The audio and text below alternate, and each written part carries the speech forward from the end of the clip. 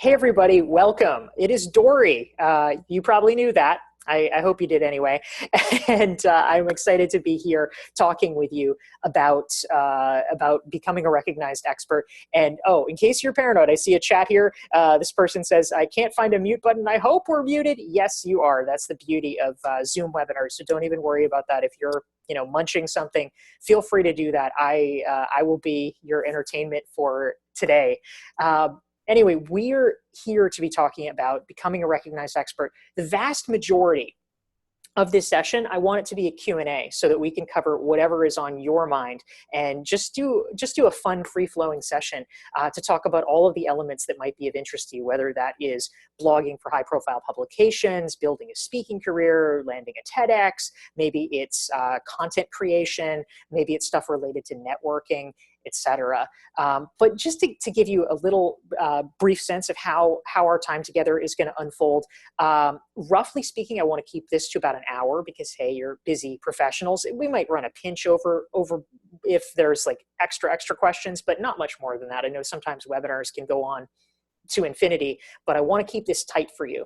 And so basically, I'm going to kick it off with a little bit of an introduction just to tell you briefly a little bit about my background, because some people might be more familiar with my deal than others, and why I got into this, and some general precepts that I've developed about becoming a recognized expert.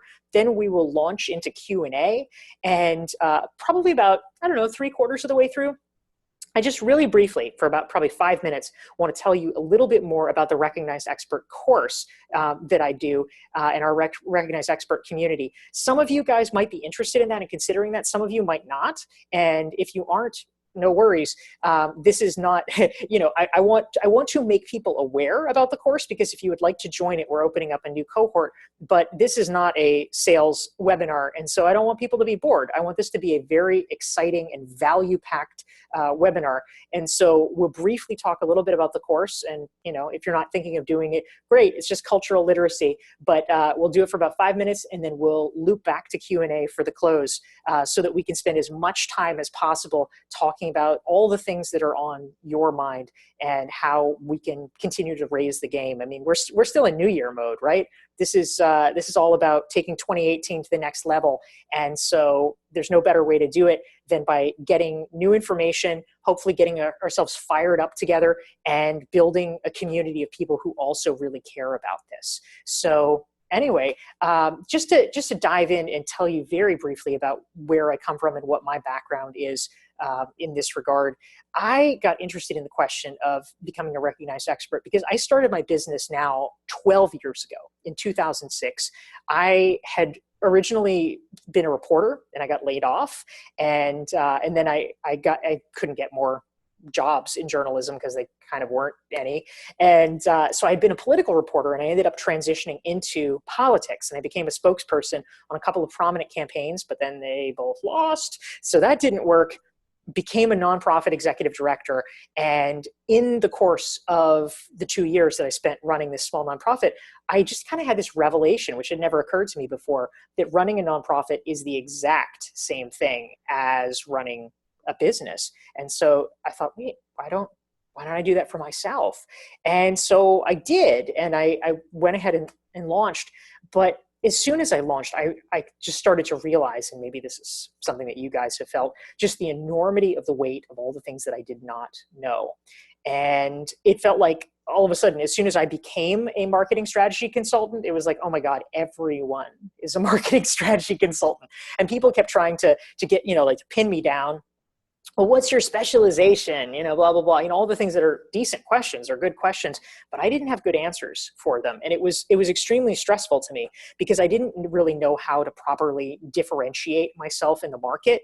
And as you guys know, when you don't differentiate yourself, it becomes really hard for people to know what they can buy from you. It becomes really, really hard for them to refer you to potential clients because they just have no fucking idea, right?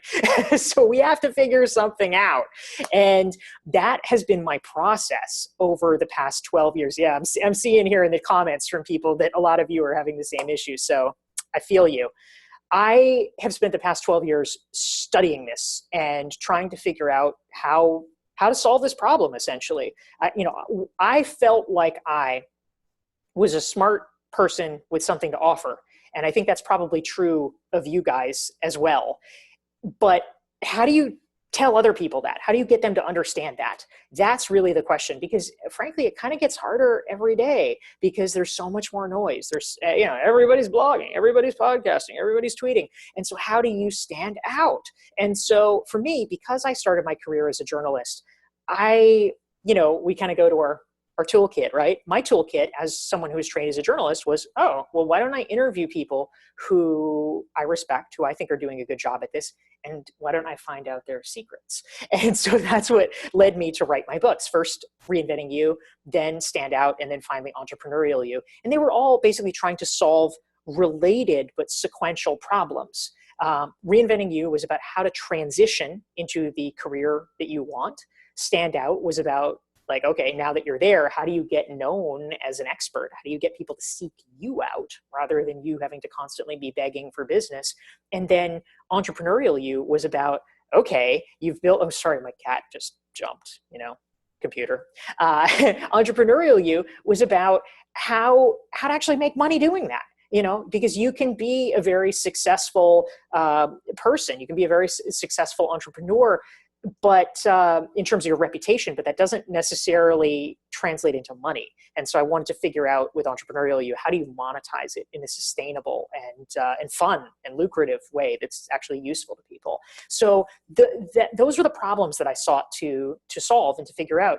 And it is really important to me personally to share that knowledge, because when I was in the early days of my business and I was trying to figure things out, all the important stuff, frankly, it's stuff that people often don't talk about, right? They're things that some people treat them like trade secrets, like how much do you charge, or how do you build your brand in such a way that you are worth premium prices? All of these things that sometimes because of cultural taboos, sometimes because people are just frankly a little selfish. They don't want to share that information. And so they get dodgy about the really important questions.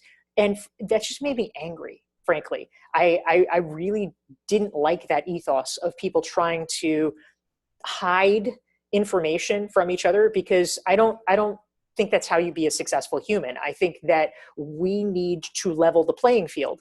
And unless we want a world where the loudest voices are going to win, or unless we want a world where, the old boys club, and I say this in quotation marks because sometimes women are part of the old boys club, but whatever, the traditional power structure, unless we want a world where the traditional power structure is just going to replicate itself again and again because they tell each other, but they don't tell anyone else, that's what we're going to get if we don't actually share information.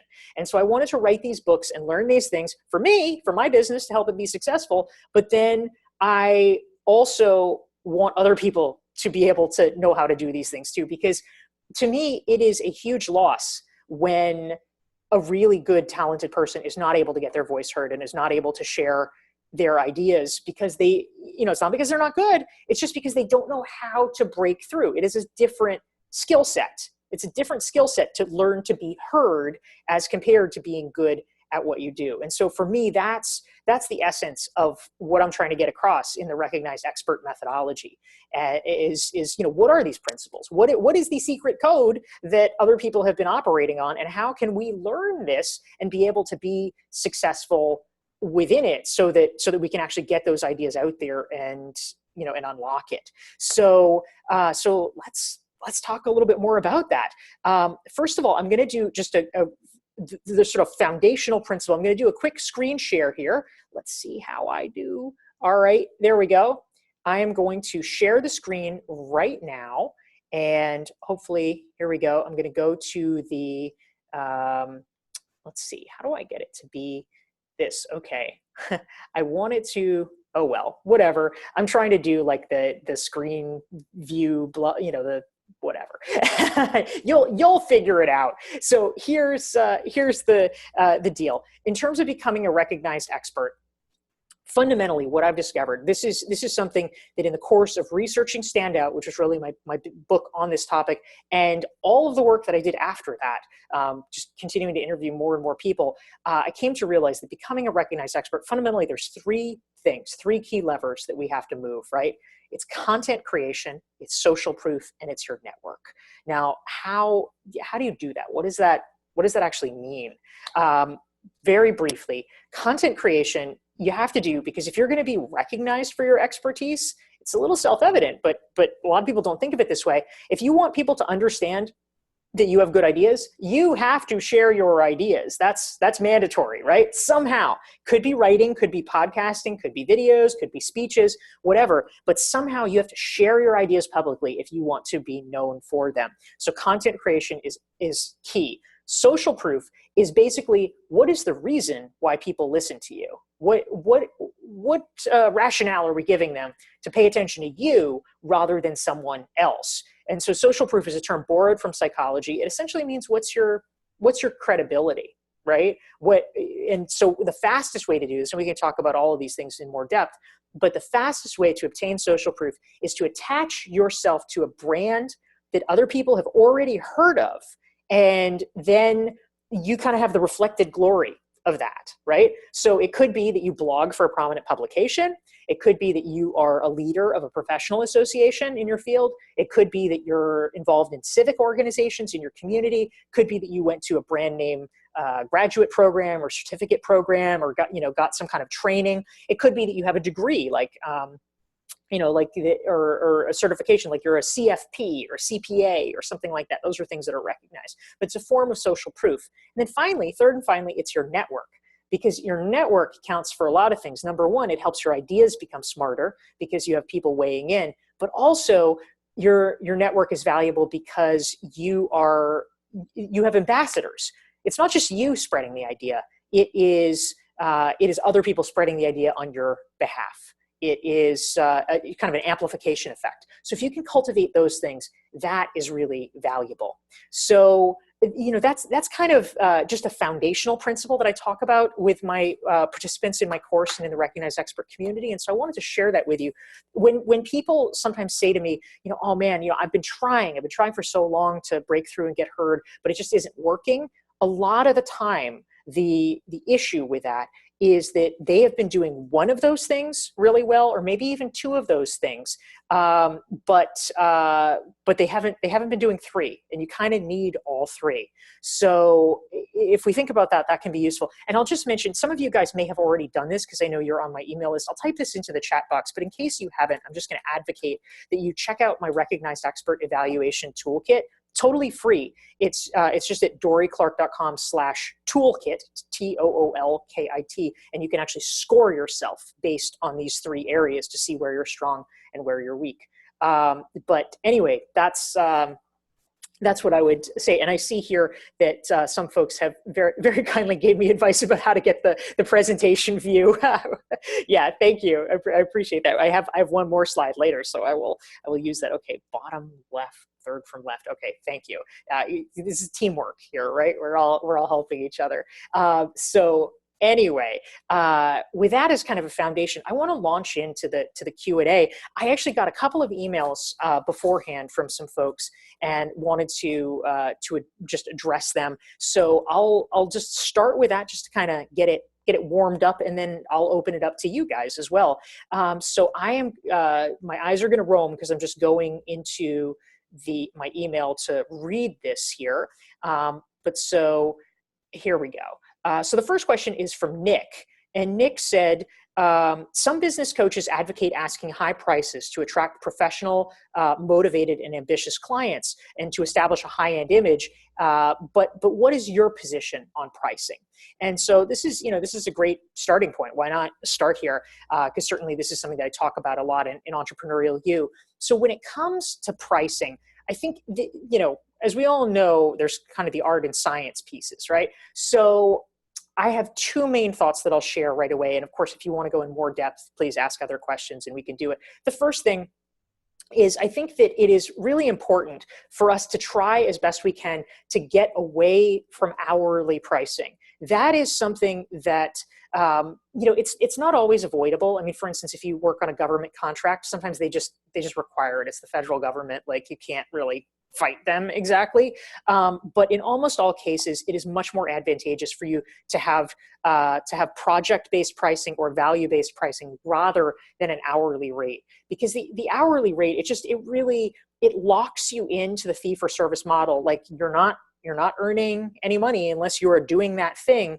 And people, they get weird about it. They're just like, oh, well, did that actually take you a half an hour, or was it really more like 15 minutes? You just end up arguing with people about stupid stuff. And instead, if you can shift the questions to ideas around, well, what is this project worth to you? What impact is it going to have on your business? And, look, like, here is what it will cost to get it done.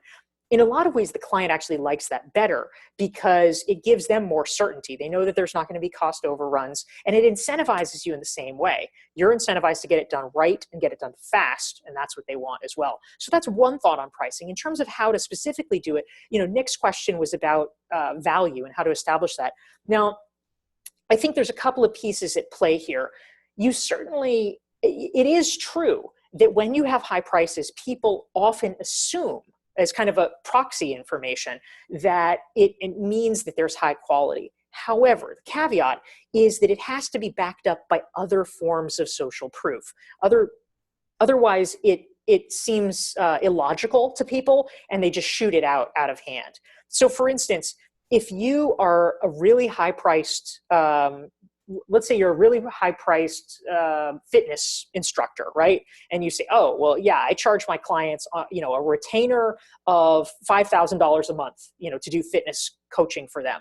If you have just graduated from school and doesn't look like you have any clients, and there's no sort of reason for that, people will be like, what are you talking about? Are you on crack? Are you just making this up? Like, price on its own is not enough. But if you have a premium price and it's backed by social proof, all of a sudden it makes sense to people. If you say, oh, yeah, I do a retainer only, it's $5,000 a month, and my clients include Janet Jackson and, whoever, Britney Spears, then they're like, oh, you're a celebrity fitness trainer. Oh, of course you charge that way. Of course you make tons of money.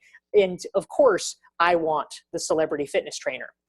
So I would say, yes, absolutely charge premium prices, but only do it if you can have the social proof that can back that up.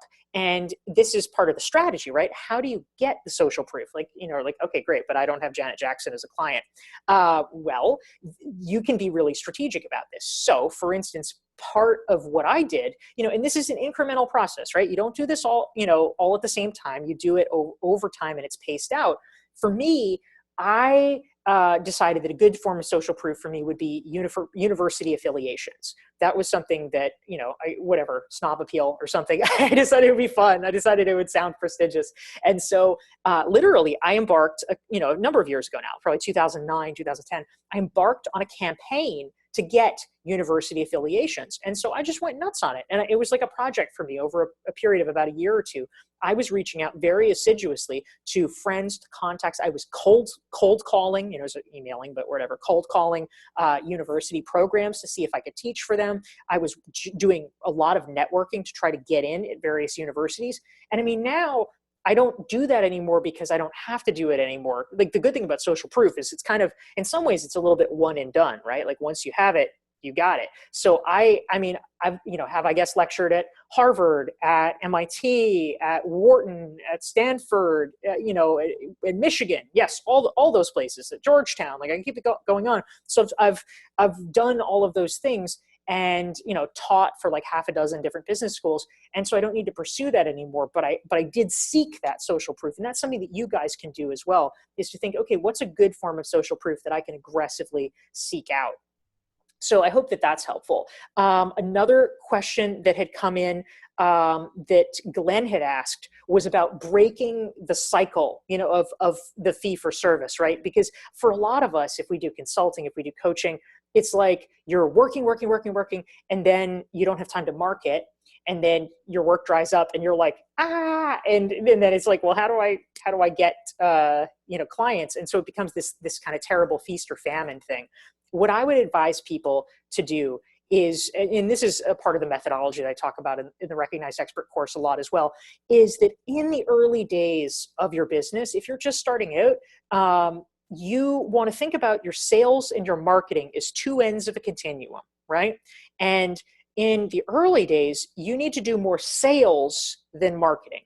What do I mean by that? I consider sales to be short-term activities that will generate business in the near future. That's like seeking referrals. That's having, a coffee where you're kind of asking for leads or trying to develop business, that kind of thing.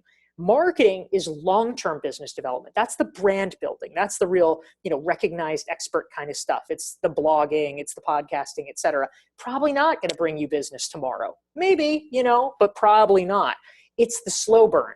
But over time, you do enough of the slow burn and it really helps. I am now thankfully in my business where I do literally 0% of my time is spent on sales activities, because I have invested so heavily in the marketing activities that the business comes to me. And that's something that you guys can do as well. But it starts out, you do more sales. Let's say in your first year, maybe 80% sales, 20% marketing. But then over time, you scale it back, because after 2 or 3 years, the marketing begins to take over. The snowball starts rolling down the hill, and you don't have to do as much of it, and the business comes to you.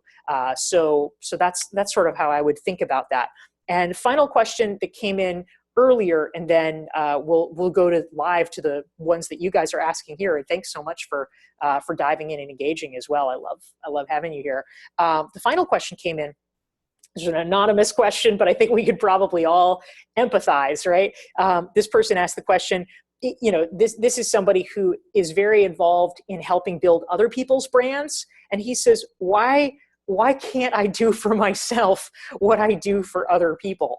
And I think probably a lot of us feel this or have felt this in the past, maybe in some ways, because it always is easier to support other people, to promote other people, even when we know intellectually, like, okay, here are the things I should be doing. Sometimes it's not a knowledge gap, right? It's just like a doing gap. Like, why does it feel so hard? Part of it sometimes is about feeling like we'd be bragging if we are raising ourselves kind of too high. There's a lot of cultural things, even within the US, but certainly abroad as well. Some of you guys may be familiar with the saying, the tall poppy syndrome. This is one that's big in Australia, in India. I think they talk about this. It's like in America, it's like, we don't have poppy fields. What does that even mean? But it's like you picture a field of flowers and there's one that stands tall, right? That's the tall poppy. And guess what? When it comes time to chop the field, who gets cut off? Oh, it's the tall poppy. That's the one that stands out, is the one that gets smashed down. That's sort of the feeling that sometimes a lot of us have been brought up with. And it's sort of like, I don't want to be like that jerky self-promotional person. And so partly there might be that weighing in the back, and partly sometimes it's just a matter of timing. Like, you're so busy doing the paid work, the day-to-day work of your practice, that it always, to use the Stephen Covey formulation, it feels important, but not urgent to do the things for you. But if you keep not doing them, then over time it's like, oh man, like where did the time go? So what I really try to do with the Recognized Expert methodology is encourage people, even from day one, take 20% of your time to do the long-term investment in brand building, because that is what enables you to build up. It is not one blog post that is going to make it for you as a recognized expert. I am sad to say, I wish it were true. It's not the 10th blog post. It might be the 100th blog post that will do it. It's probably the 200th blog post that will do it. Because this is probably self-evident, but let's think it through.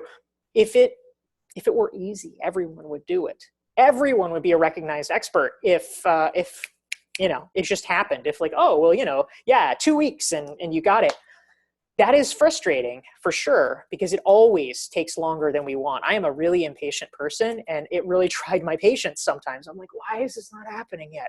But the good news is that if you can be persistent, even if you're impatient like me, if you can be persistent, the fact that you keep doing things, that is your competitive advantage. That is how you stand out, because everybody else gives up after one blog post or after 10 blog posts. And if you keep doing 100 blog posts or, podcasts or whatever your thing is, whatever your angle is, if you keep doing it, you will outlast the competition, and you will begin to build up the kind of name recognition and brand that is really powerful and brings business to you. So I think that's part of what we can really do is just plow through and be persistent there. So let's dive into some of these questions here that folks have. There's a lot of them here, so I love this. Let's see. Okay, I'm going to be just diving in here. Let's see. One question that came in from Jay regarding premium pricing and social proof. What do you recommend if you have NDAs with high-profile clients or people who are really discreet, etc.? Yeah. Oh man, NDAs really bother me. I have one client that I worked with who's like a very prominent client, and I can't talk about it because of the NDA, and it's so annoying. And so for some people in some industries, that's more common. I would say, unfortunately, some things are just out, right? They're not going to do a testimonial for you, but within reason, you can talk about it. So for instance, I can talk about my client. I mean, people are not going to guess, right? Because there's a lot of people who fit this description, but it gives a flavor to be able to say that I did coaching for someone who is a prominent C-level executive at a Silicon Valley unicorn. That's the cool kids term for a billion plus startup. And so there's enough people in the world that could be that, it's not like people are going to say, oh, I know exactly who you mean, but it gives you a sense of the type of person or the type of assignment that you're working on. And so I think that you can do that safely. And, it's really, in terms of the social proof, it's better, of course, if you can use names and cite clients and have testimonials. But even if you can't, if you come across as a professional, responsible person, so that there's enough around you that they know that you're not like, whatever, making it up or something. But if you're able to cite your examples in terms of a generalized case study, I think it gives you a pretty good level of credibility. Alicia wanted to know, will this video be available after? Yes, it will. I'll send this around. Let's see, JD wants to know, you want to start a public speaking business. What's the first step to get in the market? I would say, JD, the first step is always doing free talks, because no one is going to pay you if you haven't already done a bunch of free talks, because they want you to get the kinks out before they give you any money for it. So I would say the best thing to do is to reach out to local community groups that sponsor things. So back when I lived in Massachusetts, I would reach out to the Chamber of Commerce. I would reach out to, there was like a local first group. I would do stuff for them. There's usually like small business development organizations, any kind of like business or economic development kind of thing, Chamber of Commerce, Rotary, etc. And anybody that has speakers, and you just say, hey, I'm available to speak about blah, blah, blah topic. Now, the things that are useful, you want to write up a couple of topics for yourself. So like just a paragraph long description. So you have something to send people. You can be like, hey, would you be interested in having me talk about this?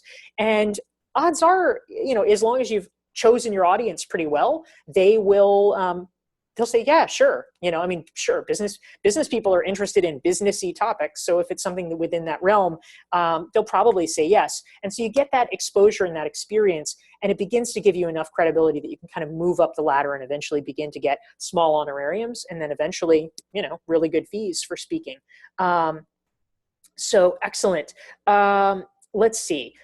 We have a question from Alexandra who wants to know how publicly or not should someone mention if they have a chronic illness? Is it better to never mention it, or should you mention it? This person's interested in publishing and teaching. So this is a really interesting question. I think that, I'm a big fan of just kind of leaning into whatever your deal is. Now, people have different desires around privacy and things like that. And so obviously, these things, especially if it relates to medical things, it's all up to you, of course. But I think in general, if it's something that has shaped you in some way, like if it's something that you feel like has impacted your view of the world and actually maybe gives you a different perspective, then I think there could be strength in talking about it. Certainly, it's useful to disclose it if you think that it will create issues related, to teaching or something like that, where you might need to have a substitute called in or something like that. You'd want to make sure that you were talking about that just for being fair for disclosure purposes. But, I think about this with regard to anybody's identity. For instance, right? Like, I'm gay, in case you hadn't guessed. but that's not something I talk about a lot per se, because it doesn't really relate to to branding per se, in terms of like becoming a recognized expert. But it's something that sometimes is at least relevant to mention. It's not like you beat a drum all the time, but if some aspect of yourself or your background has impacted you, then I think it's worthwhile to talk about it. And so for me, for instance, when we talk about personal branding, and sometimes people are like, personal branding, blah, blah, blah, it wants you to be like this fake person. I'm like, no. Personal branding is actually about embracing authenticity. And because, I've had to come out, I am keenly aware of that. I am keenly aware of what personal branding is and isn't. And for me, personal branding is about controlling your own story rather than letting other people control it. And so I think that, if you view whatever situation you're facing as being part of telling your own story, I think that can be pretty empowering. So Kay wanted to know, did you have any preliminary social proof work with entities with less prestige? So like, obviously when you get to a certain point in your career, it's like, oh yeah, you're like, blue chip. But what do you do in the early stages? And I'll say, yes, there is kind of a leveling up with your social proof. In the early days, the social proof that I had, I was not necessarily able to say, oh yeah, I've published this book or whatever. All that came later. So in a lot of ways, it's kind of like a process of revising your bio. So I did things like, I'm trying to think, like in the earliest days, certainly whenever I got a prestigious client, I would put that into my bio. If I had spoken at a conference that I thought was cool, like, oh, I spoke at South by Southwest, or I spoke at the Web 2.0 Expo, put that into the bio. Even, like charitable stuff, right? Like I was the vice president of the board of East Somerville Main Streets. That's not like necessarily super impressive in a business context, but it's what I had at the time. And, if I was doing a lot of business in Boston, and so people had at least, maybe heard of that. So that was my social proof. But then over time, as you get more and more, you can kind of trade it out for more and more prestigious things. So let's see. Jenny wants to know tips on securing a TEDx talk. Securing a TEDx talk, a few different pointers about this, because a lot of people in the recognized expert community are into this. My good friend who's part of the recognized expert community, Liz Kislick, just did her first TEDx talk and did a really cool blog post about what she learned from her TEDx experience. So if you guys are interested, you can go to her website. Her name is Liz, and the last name is Kislick, Kislik, and I'll type it into the chat box, and you can check that out and see her learnings from her TEDx experience.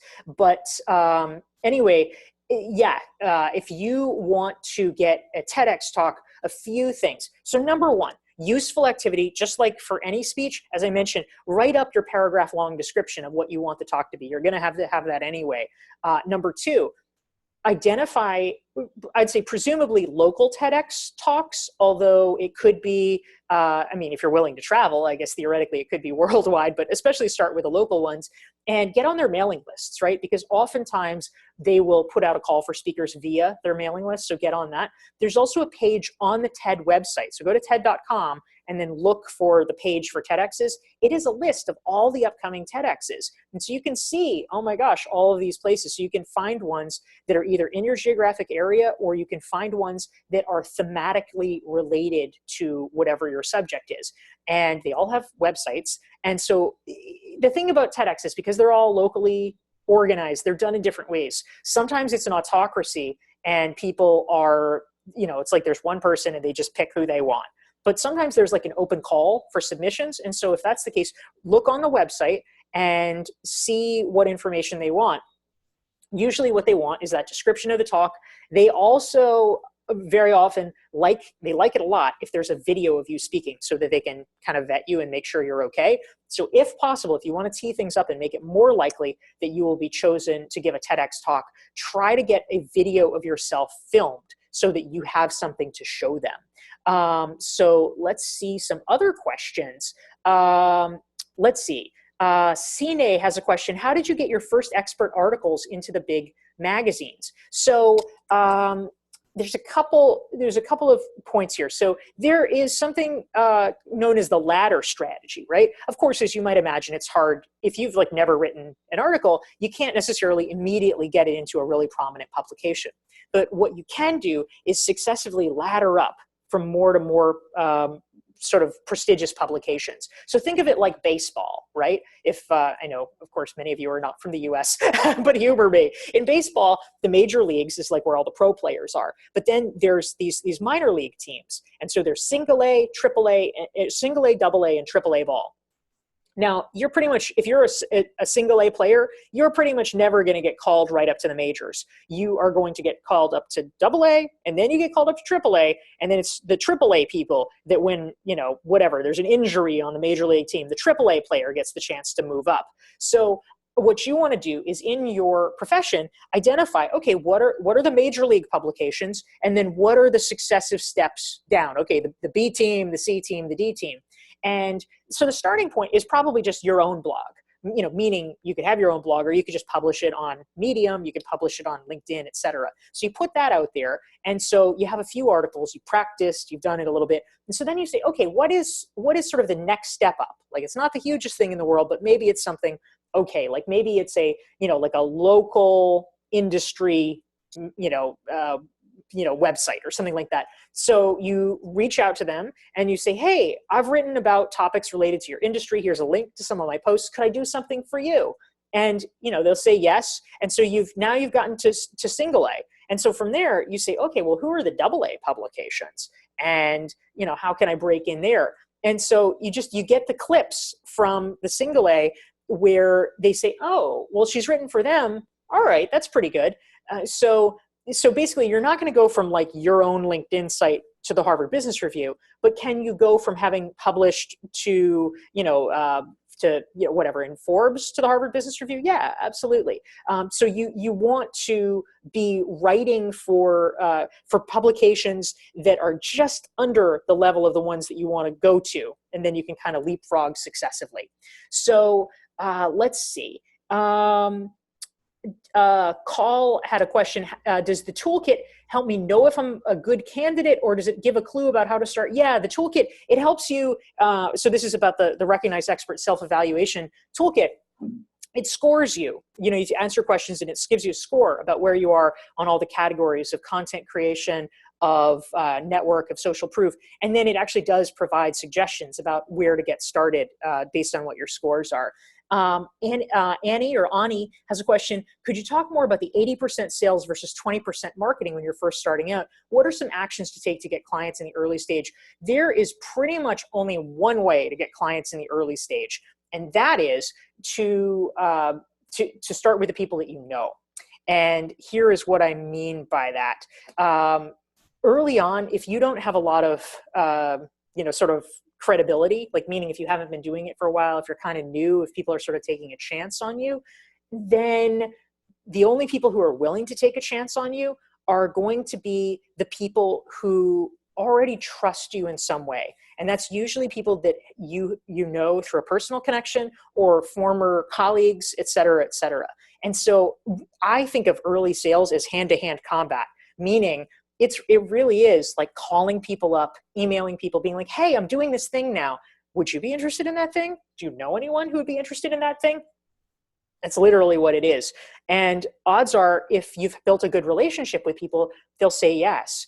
So in the early days of my business, I mean, literally, I can think of my first clients. The first client I ever landed, it was this organization called Stand for Children, which is a education nonprofit. And the reason that I got it, did I have any education experience? No, not really. The reason I landed it was that a former coworker of mine, someone I had served with on a campaign, was now the state director for the organization. And so she was willing to take a chance on me. And so the good news is that once I had started consulting for them, all of a sudden I had experience in the education industry, and I ended up getting like 5 education clients as a result. And so by the end, I really did have a lot of experience in education, but it all started with that personal connection. Let's see. Laura wants to know, given all the competition out there, is there a content area that you suggest for getting started? You know, I don't necessarily think that one is better than the other. I think that it really is a question of 2 pieces. One is, where does your audience congregate? Because obviously you want to reach people where they already are. And number 2, you want to ask yourself, where are you strongest? Because no matter what the prevailing marketing tides are, you want to find a place that you enjoy and that you excel. So for me, blogging was a little bit self-evident because I started as a journalist, you know, a print journalist. So it was like, okay, well, that's like my sweet spot, so I can do that. But, you know, for you, maybe it's podcasts, you know, whatever it is. But I would say, what do you think is sustainable? You know, what do you think would be enjoyable enough for you to keep doing? Because really, it's persistence that is the key in this. Let's see, a question that we have from SAR, and there's dots, so maybe it's Sarah. That's an educated guess. How can I best leverage my role and the work I do in my full-time job to start building my own brand externally and begin to earn money through other outlets like speaking engagements? And at what point are there conflicts of interest? You know, I would say it's going to vary by employer, right? And it's also going to vary based on whether your outside stuff is really tied to your employer or if it's totally different. I mean, if you work whatever at a, you know, marketing firm and you're talking to people about gardening, you know, no conflict, obviously. If it begins to be like, oh, you're talking about marketing too, and people want to hire you for individual consulting, then maybe it gets a little blurry. So I would just acquaint yourself with the policies of your employer first. But I think that it is a useful process to think about how things can be a win-win. I mean, ideally, you know, it is fundamentally, when we're working for a job, when we have a full-time career, it is this kind of win-win arrangement, right? Like they're paying you and you're giving your work, and as long as you are advancing, you're advancing your brand and their brand by being public facing, then, you know, it's great for everyone. And at a certain time, you may decide, all right, it's not for me anymore. But up to that point, you have been able to bring good things, good tidings and approbation to your employer because you've been, you know, speaking at the conferences or doing whatever. So I think just beginning to explore what are the possibilities. Fundamentally, the biggest question to ask yourself is, how can I take on a leadership role? There's a big difference between just being, you know, going to something, being a member of something, and being at the front of the room or being a leader of something. So if you can find ways to be the head, not just a member of the professional association, but the head of the professional association, not just a conference attendee, but a conference speaker. If you can put yourself out there and apply and hopefully get your employer's help in doing that, because they know that, like, oh, hey, if our employee is going to be one of the lead speakers, that's good for us, then that makes it really a win-win. Let's see. Jeannie had a question. I noticed you've recommended some links to affiliates in your newsletters. Can you speak to the pros and cons of recommending other products you've found personally beneficial? Yeah, absolutely. So when it comes to affiliate stuff, basically, for folks who aren't familiar with it, it's Amazon is sort of the best known situation, right? But it's like, but you can be an affiliate for other people's courses or products or whatever. But let's say, as an example, in Entrepreneurial You, I profile these folks who have something called Pinch of Yum, which is a food blog. And so in their case, part of the money that they make through affiliate income is, like, let's say they make a post about how to make a great stew. And they say, oh, well, you could use this pot for the stew. And, you know, we recommend this one. And so they have a link, but it's their affiliate link, and it goes to Amazon. And if people buy it through that link, they would get a percentage. In the case of Amazon, it's usually 6 to 8% of the fee that people buy. They would get that. So it's no extra charge to the customer, but it's a little benefit. And so anyway, I've found this to be very useful in the sense of, it's a little extra money, which is always great. But if you really believe in the product, then it's kind of a nice way to be symbiotic with your friends, right? Because you're supporting them, they're supporting you. But the key always is to make sure that you have personally evaluated something and that you really trust the person. Because if that's not the case, then, you know, it's like the foundation of personal branding. Your reputation is on the line because you've said, hey, this is a good guy. And if it turns out that, you know, he's an idiot, then people are like, you know, what are you talking about? You've lost your credibility. So as long as you are recommending products and people that you have vetted, I think that's really the key to be aware of, and to make sure that you're doing it in, you know, not the thing that I really eschew is the kind of like super hypey scarcity, blah, blah, blah, like get it now or you'll die kind of thing. But if you do it in a classy way, I think it's great.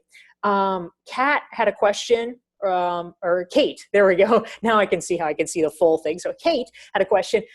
This work takes a lot of energy and you have to be 100% all the time. Being tired or under energized can have negative impact on our brand. What do you do to maintain your energy, pace yourself, etc.?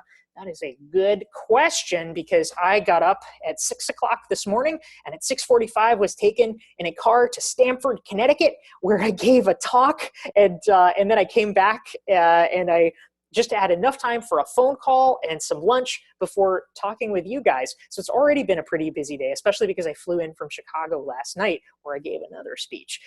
So yeah, there's a lot of it going on. In terms of pacing, I would say, for me personally, a big part of it, honestly, is recognizing, you know, I'm an introvert, and so that actually makes it hard. I mean, let's be honest, society is not optimized for introverts, as everybody who's read Susan Cain now knows.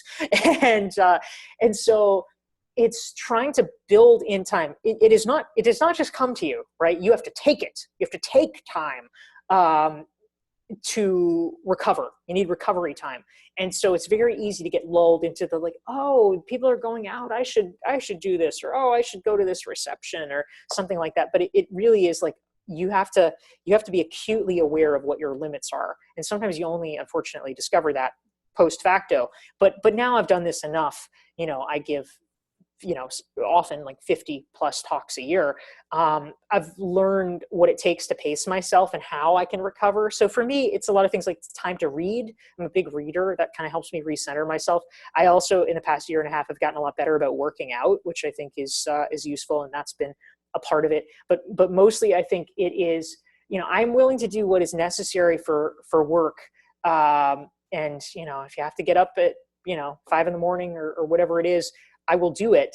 But it requires having the self-knowledge to know to take the time at the other end as well. So guys, I just want to take a little break here. We're going to get back to the questions in a minute. These are fantastic, by the way. It's a really good discussion. But as promised, I wanted to just take a moment to tell you a little bit more about the Recognized Expert course, which we were alluding to before. And some of you guys, you know, again, may be interested in this and considering it. If you are, this is actually a really good time to do it, because we are, you know, starting another cohort.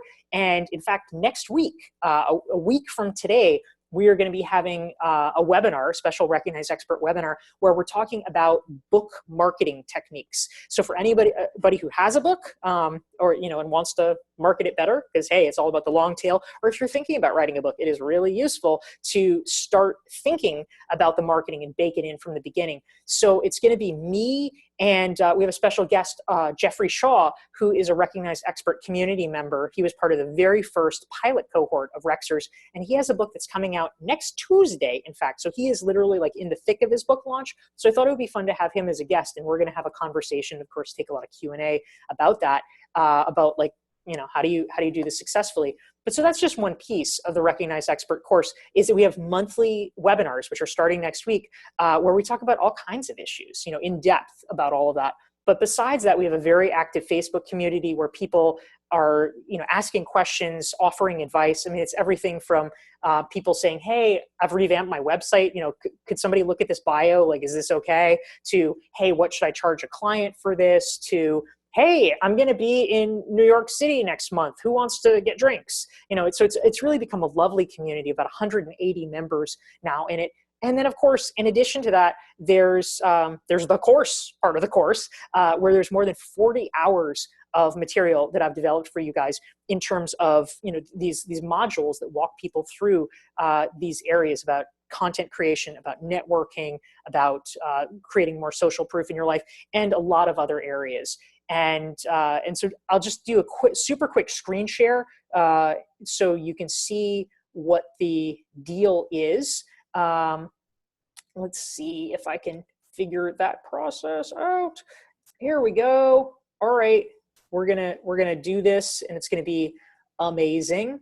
Here we go.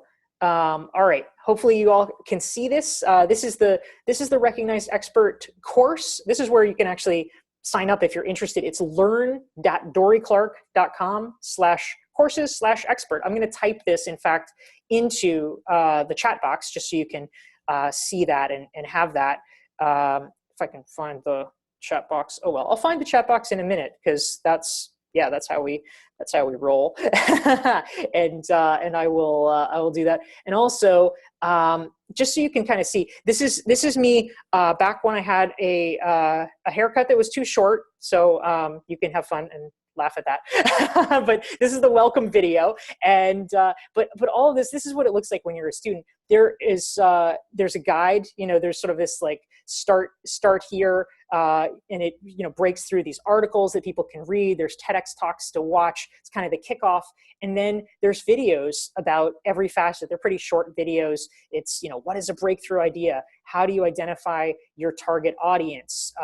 This is just about kind of finding the breakthrough idea. How do you create a market gap analysis? How do you conduct research? What if somebody steals your idea? Blah, blah, blah. Multiplying your following. This is, how do you build your following on social, et cetera, et cetera. So Overcome the Obstacles is a session that we have, a section where we talk about everything from procrastination to self-doubt. How do you overcome that? How do you build a powerful network? Targeted learning. We have these guest expert interviews where it really goes in depth with different webinars. So essentially, the way that all this works is that there's more than 40 hours of content that we walk you through the process of following.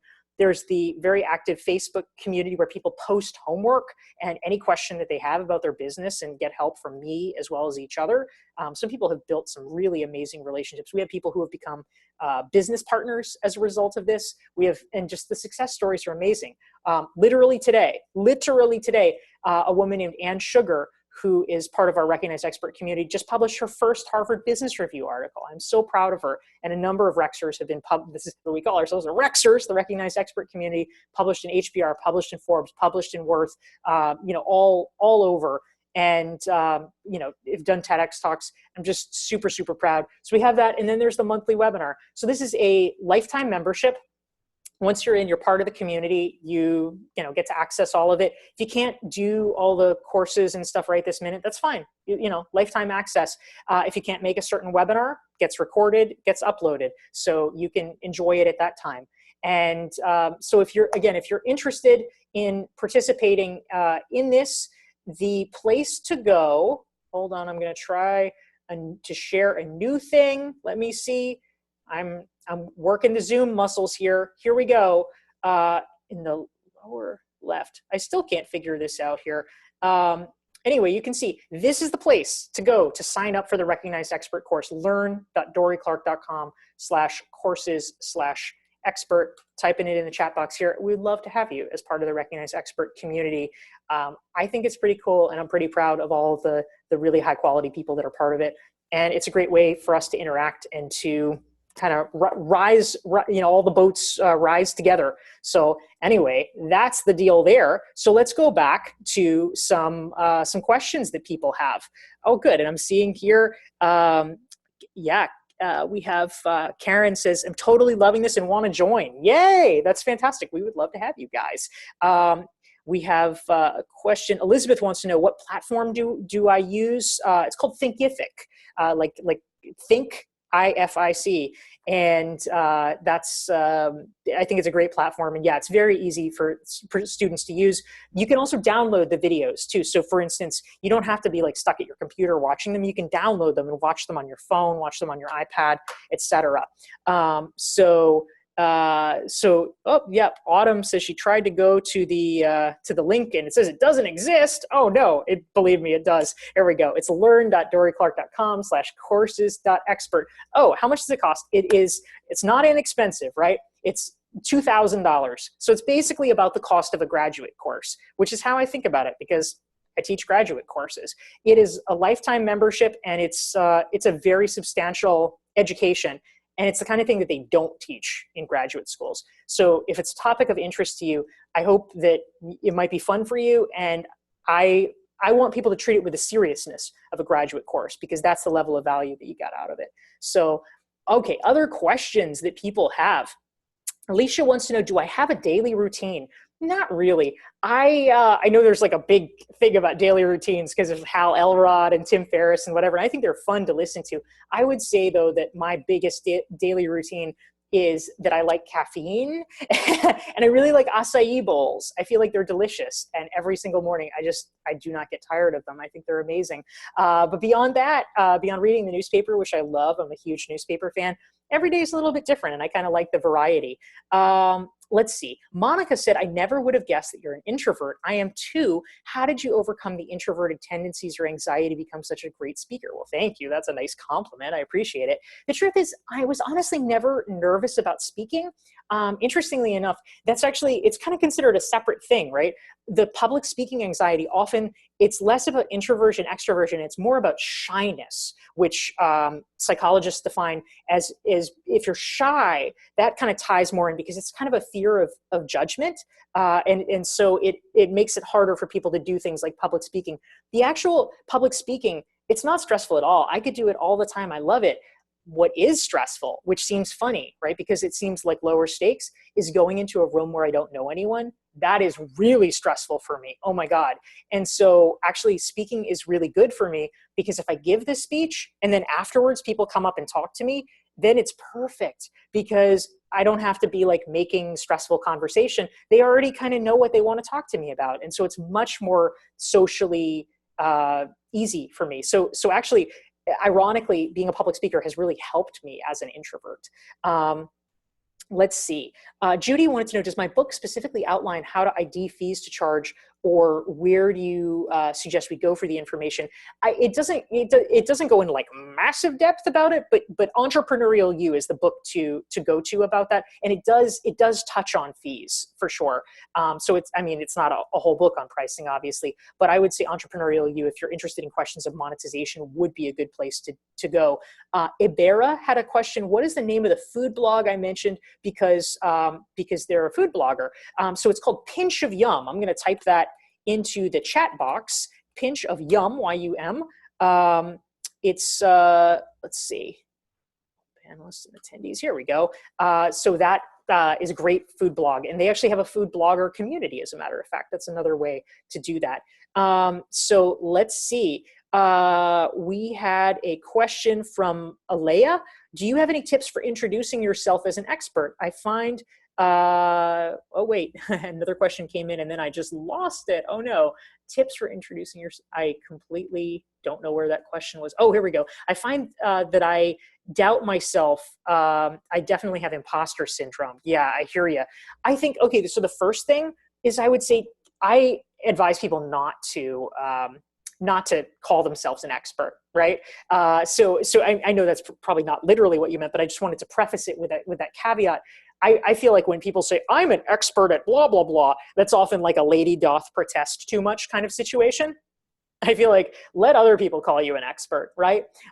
So that's one thing. I feel like a dead giveaway.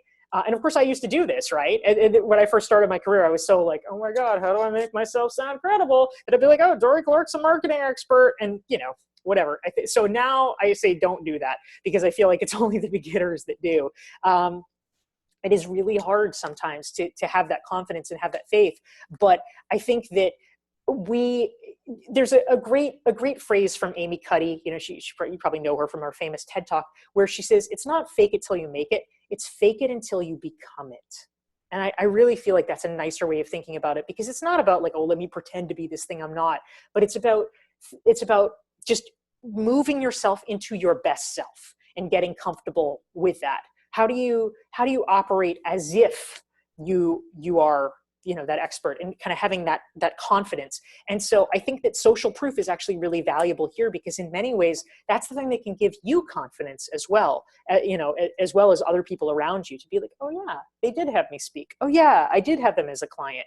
And sometimes it just helps to convince ourselves. So I'm going to take two more questions. It's 2:31. I want to be respectful of people's time, but I'll also say, I'm going to just type again into the chat box in case anyone's interested in joining the Recognized Expert course, that, you know, you want to have more conversations like these, talk about all this stuff, please do, because it would be great to have you. And oh, I almost forgot, for people who join the Recognized Expert course now on the webinar, and also, you know, there's some people, I mean, you know, the poor Aussies and whatever, if they're like asleep now, you know, people who join within the next, like, let's couple of days, when they do the replay, if you join in the next couple of days, I'm going to do a special webinar that is just for the people who have just joined.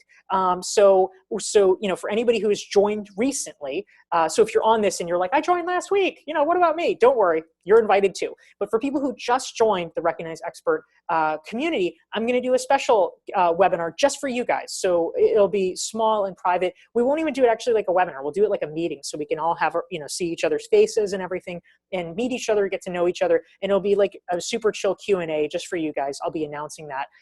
So that is an extra inducement if you would like to join, and to make sure that you join in, you know, so that you can sign up for next Wednesday's webinar as well, on book marketing. So we'd love to have you. So oh, we had a question here. Crystal wants to know, are there payment options for the course? Yes, you can pay in full, of course, that's $19.95.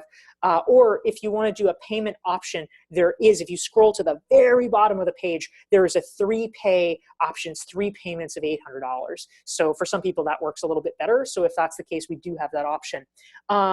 Let's see, other questions that have come in here.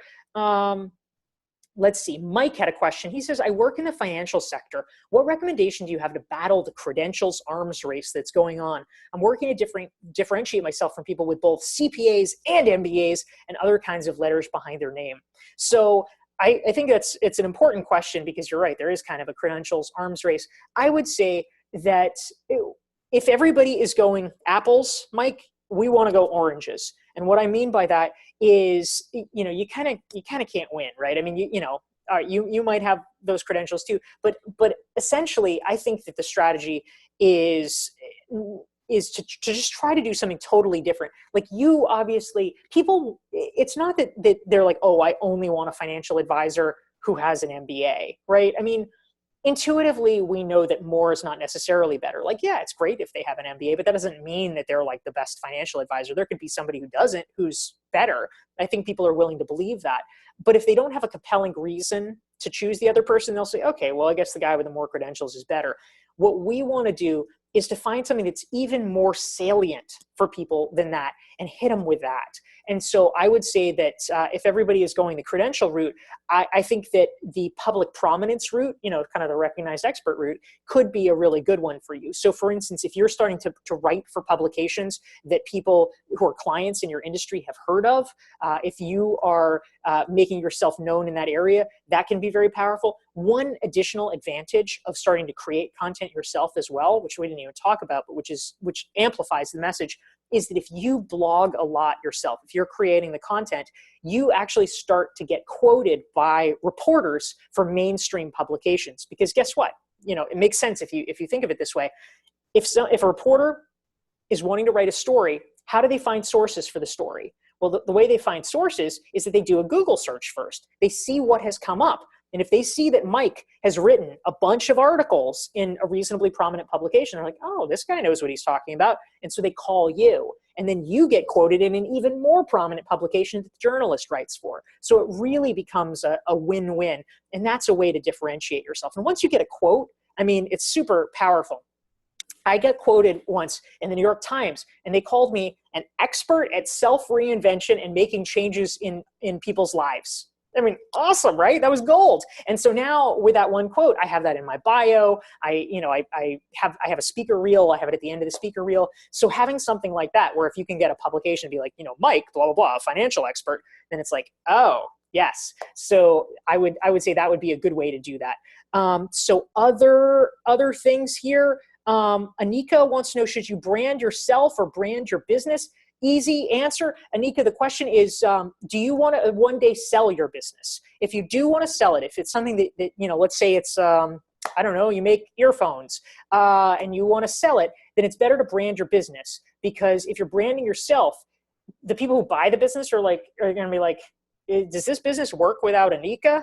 And if they do sell it, they're going to make you have this like long-term contract with them. It's going to be very onerous.